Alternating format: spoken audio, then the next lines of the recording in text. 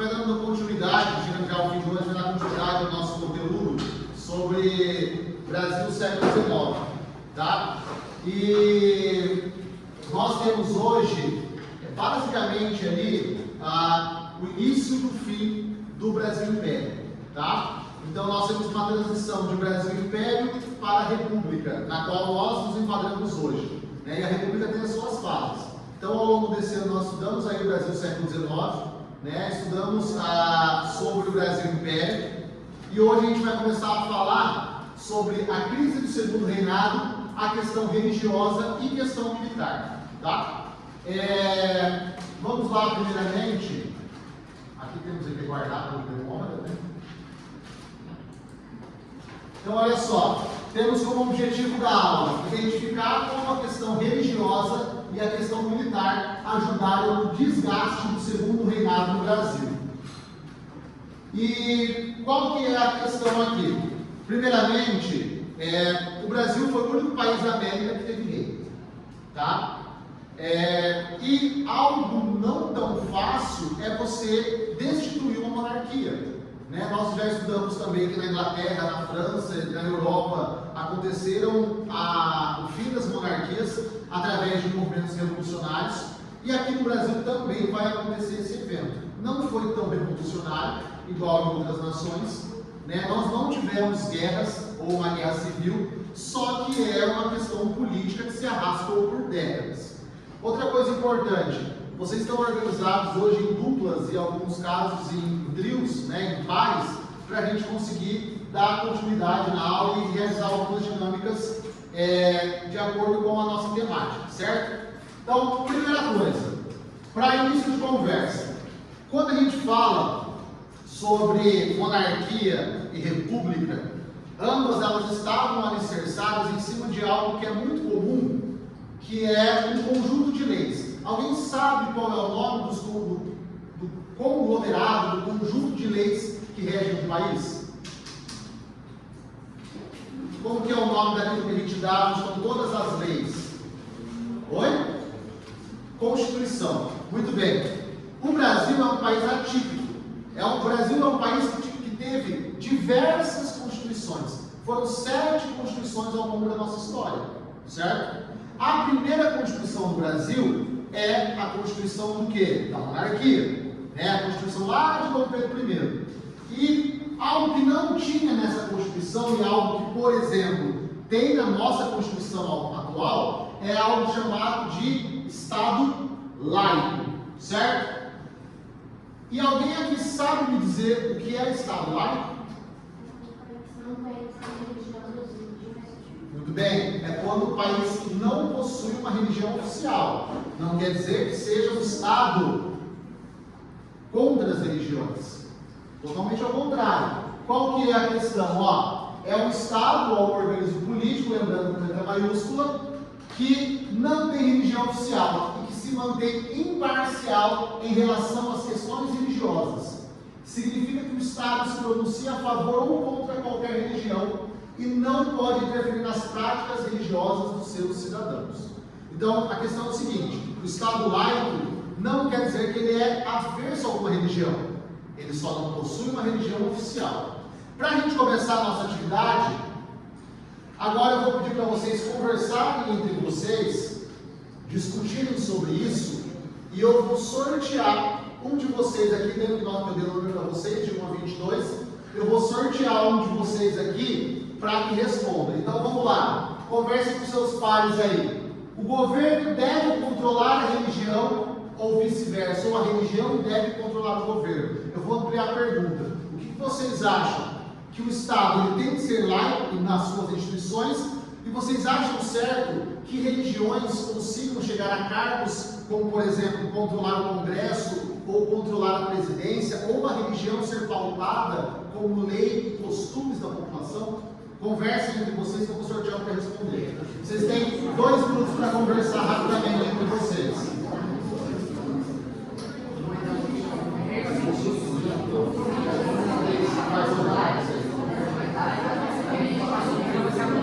Vocês acham que as leis conseguem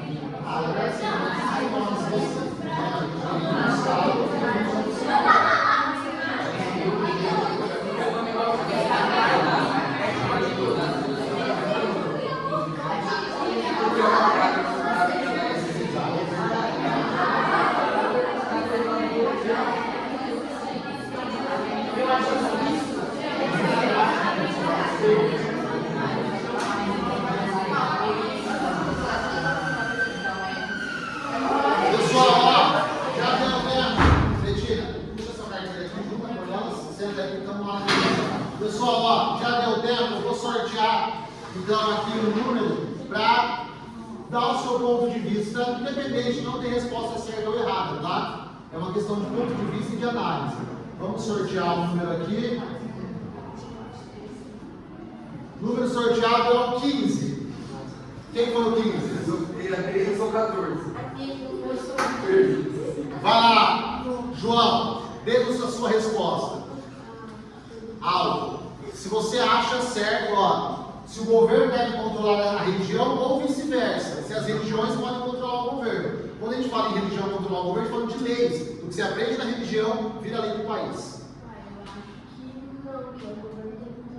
Você acha que o governo tem que controlar? Não controlar, mas não ter uma religião só para o Estado. Ter a lei para a Você acha que tem que ter a lei, então, para que todas as religiões elas possam ter o seu cuidado. seu cuidado e ter uma proteção sobre as religiões? Também, você acha certo isso ou não? Mesmo que não é uma religião que você ache certo, que você concorde?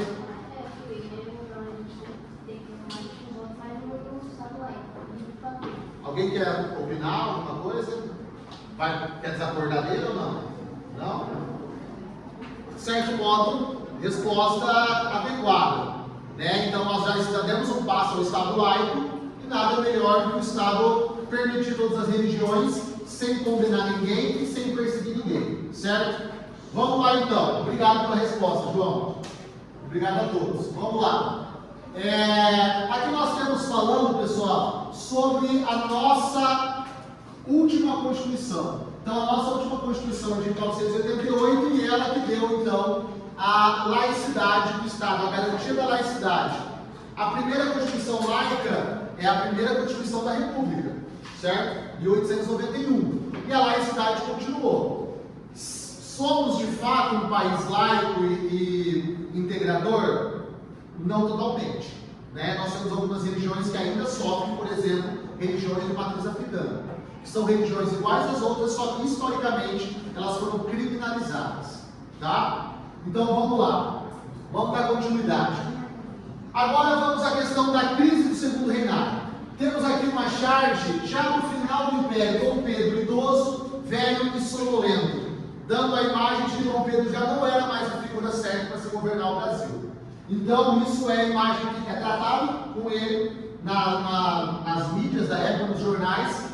E aí, nós entramos nas crises. Nós dividimos, essa aula traz duas versões, mas nós dividimos em três, que são, a gente chama de questões. Então, para chegar à proclamação da República, que vocês vão aprofundar no que vem, e vão começar a estudar a República, nós temos a proclamação. Então, são três questões. Questão de terras ou questão agrária, que não é dessa aula, questão militar e questão religiosa. A primeira que a gente vai falar é a questão religiosa, tá? Então vamos lá. O Brasil era um país oficialmente católico, tanto que nós temos aí o Brasil sendo um país católico. O Brasil era um país católico, e sendo um país católico, o Brasil, obviamente, ia beneficiar do catolicismo, era oficial. Então, aqui no Brasil, o imperador, você vai passar um pouco mais à frente, ele era considerado como um César do papismo. Então, o imperador do Brasil tinha uma função dentro da igreja. Ele era visto, Pedro, como uma figura máxima da religião no Brasil. Ele estava abaixo do Papa, religiosamente, mas ele estava acima de todo mundo, porque ele era imperador, né, obviamente. Aí vamos lá. A primeira questão não tem nem a ver com o Brasil, tem a ver com um pouco da história de vocês, porque muitos aqui de vocês têm uma relação sanguínea com a Itália, pela questão da imigração. E por que os imigrantes italianos vieram ao Brasil? Por causa da crise na Itália. E qual é um dos motivos da crise na Itália? Isso daqui. Manu, se a gente for observar a Itália de 1870, a gente vai descobrir que a Itália como país é mais nova que o estado do Paraná. Porque a Itália antes era isso daqui, ó, era uma coxa de retalho. A Itália era dividida em vários reinos. E um movimento que vai acontecer da chamada unificação italiana. Então vai começar um movimento militar para que todos esses reinos virassem apenas um país. Só que quem que vai liderar isso daí? Um grupo de homens, eu falo homens porque só podiam fazer parte de homens nessas reuniões, homens supostamente notáveis, que tinham funções dentro da sociedade. Essa reunião desses homens acaba dando o nome de maçonaria. A maçonaria vai ser a responsável pela unificação da Itália. Então eles vão juntar dinheiro, vão pegar em armas e vão começar o movimento de unificação italiana. Só que qual é o problema disso? A Igreja Católica tem terras aqui na Itália, e muitas terras, chamadas de Estados Pontífices. Quando a maçonaria faz a unificação italiana, ela vira, nesse momento, século XIX, ela vira a principal inimiga da Igreja Católica. E a partir de agora, a Igreja Católica vai demonizar a maçonaria. E isso vai reverberar onde? Aqui no Brasil. Por que aqui no Brasil? Porque o Brasil é igual nós colocamos aqui, o Brasil tinha um sistema de padroado, o imperador que nomeava bispos, certo? E o Papa, chamado aqui, ó, Pio IX, ele vai proibir que os católicos fizessem parte da maçonaria. Até aí, ok. Só que qual é o problema disso no Brasil?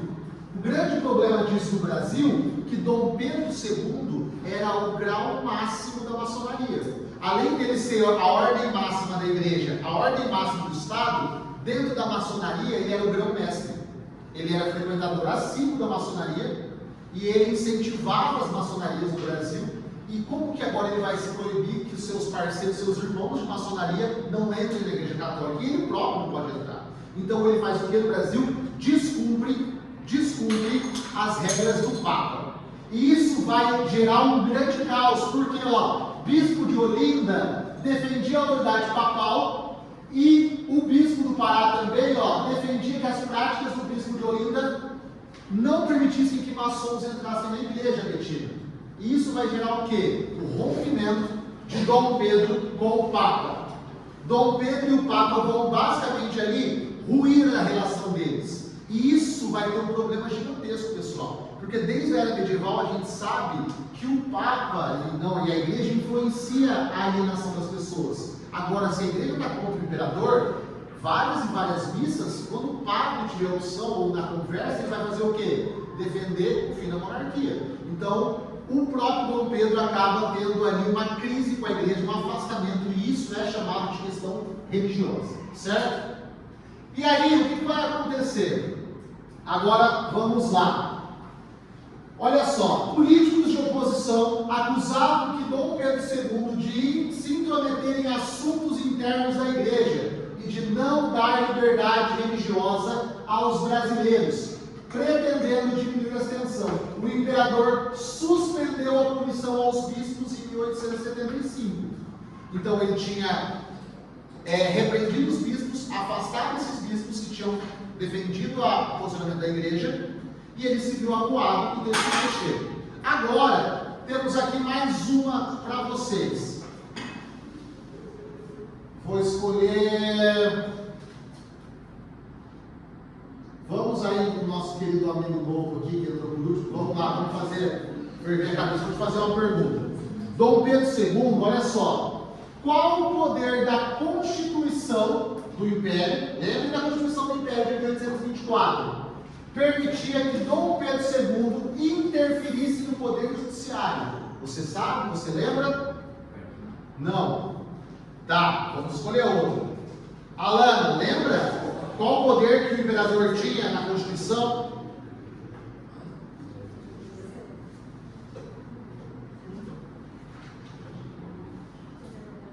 Fala mais alto, Carol. Exatamente. Muito bem lembrado. Quarto poder, chamado de poder moderador. Foi criado lá pelo filho dele, na primeira Constituição, e usado muito por Dom Pedro. Lembra do parlamentarismo às avessas? Vocês lembram disso? Muito bem, obrigado. Vamos dar continuidade. Olha só. Agora, falando sobre a questão religiosa, nós temos a última, que é a questão militar. Agora, Dom Pedro rompeu ali basicamente com a igreja, afetou sua imagem com a igreja, vai afetar agora com os militares. Por que ele vai afetar com os militares? Lembrando, Guerra do Paraguai. Guerra do Paraguai mostrou para o Brasil que o Brasil estava vulnerável. Não tinha exército qualificado para lutar. Lembra que os escravizados tiveram que lutar? Lembra que teve a questão da Guarda Nacional que não existia, era funcionário fantasma? E agora o Brasil criou um exército. Só que esse exército, ideologicamente, ele vai absorver as ideias da Europa. E lá na Europa não existia mais monarquia absolutista. Então o exército vai ser agora um problema para Dom Pedro, tá? Então os militares sentiam-se desprestigiados pelo governo imperial e alegavam que este valorizava mais a Guarda Nacional que existia e a chamada Armada, que era a Marinha. Então vamos dar continuidade aqui. Nós temos aqui militares que vão começar a se opor a Dom Pedro, certo? Por indisciplina. E essa casta, a questão dos militares, eles queriam ter maior participação política, e eles queriam melhorar os seus salários e ter mais direitos. Por quê? Na lei falava que o militar não podia expressar suas opiniões. E aqueles militares ali, ó, o coronel Sena Madureira e o Ernesto Cunha, eles foram penalizados porque eles publicaram um artigo nos jornais. Isso foi visto por Dom Pedro como uma afronta. E aí houve uma penalização. Tanto que quem que vai dar o golpe em Dom Pedro? O próprio exército. Então é o exército que vai proclamar a República do Brasil. O exército criado pelo próprio Dom Pedro, organizado para a Guerra do Paraguai. E agora, para a gente conseguir finalizar aqui, ó, olha só, nós temos, vou pedir para vocês pegarem um caderno agora, vocês podem fazer isso, ou através até de alguma imagem, ou escreverem. Isso daqui, ó, escrevam junto que eu vou, junto com vocês, corrigir. Em seu caderno, defina os 2 grupos estudados nessa aula que tiveram problemas políticos com o governo e acabaram por se opor à política do Império. E explique quais eram suas motivações. Agora, pessoal, 2 minutinhos para vocês escreverem aí. Pode ser um caderno só, mas conversem com a dupla e escrevam. Ó, olhem a pergunta, escrevam, façam que eu vou corrigir vocês. Bora, bora.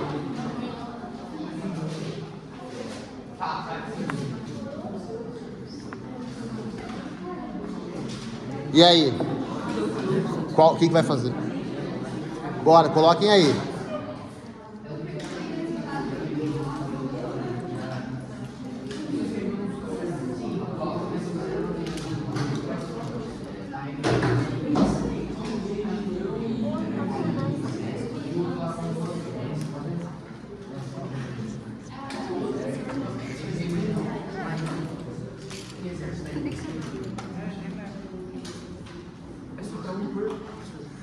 Faz pela dupla, pode ser pela dupla. Coloca aí.